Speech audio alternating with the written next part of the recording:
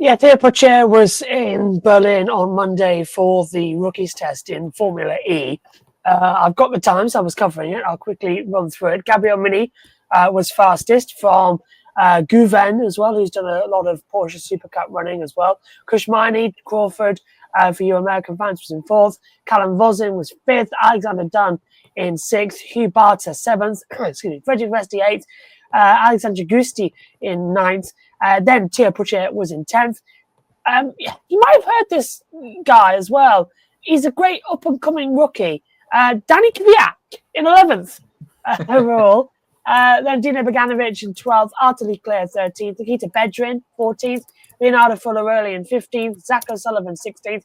And then I think this was really good to see as well. Abbi Pulling 17th. Ella Lloyd 18th. Jamie Chadwick 19th in her run with Jaguar. Then it's LOS in 20th, Jonathan Hoggard in 21st. And not really surprising to me, but I don't know how to put it. Bianca Bustamante, 22nd.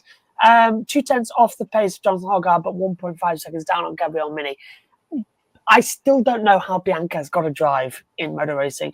But yeah, she's shown flashes of greatness, but not exactly what we need with female talent at the top of motorsport. That I would still assume would be the likes of Abbi Pulling as well, Jamie Chadwick going in there as well.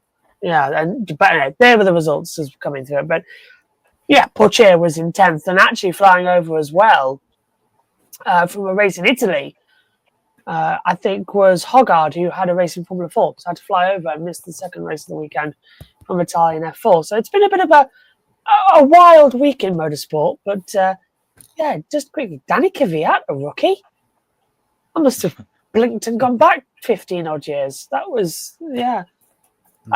Yeah, Josh, I actually have a question for you right quick. I know you mentioned some of the female drivers who participated in this rookie session in Berlin. No, we haven't had a women in motorsports program in a while, so I just wanted to ask you, like, what do you think the chances are that we're going to see a female driver full time in Formula E, like within maybe not next season, but the season after that? I know Abbi Pulling, is really progressing through the system.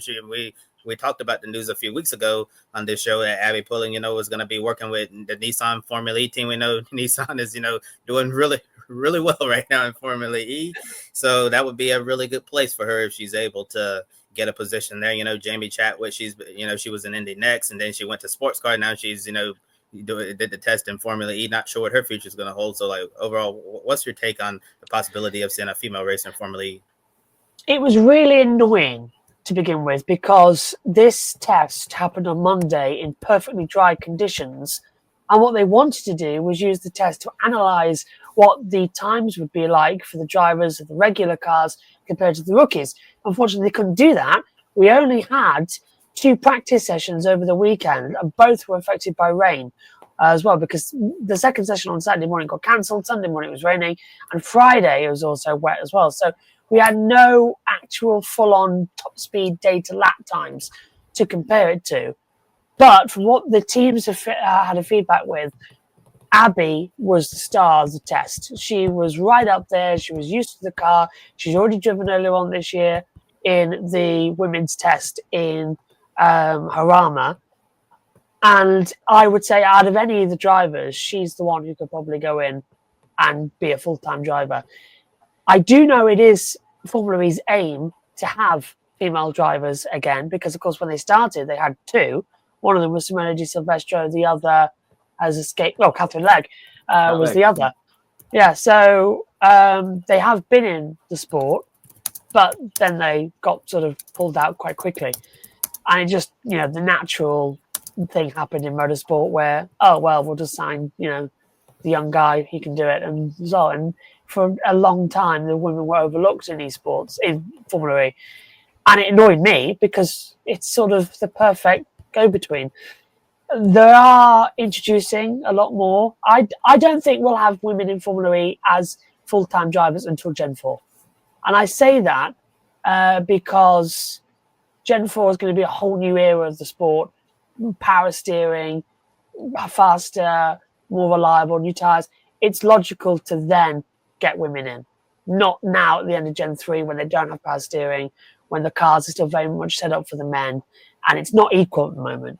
But Abbi and especially Alice Powell as well, who's in Vision, hell of a job to show us why they should be in Formula E. But I think it'd be Gen 4. Yeah, I don't disagree. I think Chadwick's probably got us set now on full-time endurance racing. You would have thought, especially if she gets picked up by Genesis, which is highly rumoured the way she's been going in the ELMS this season.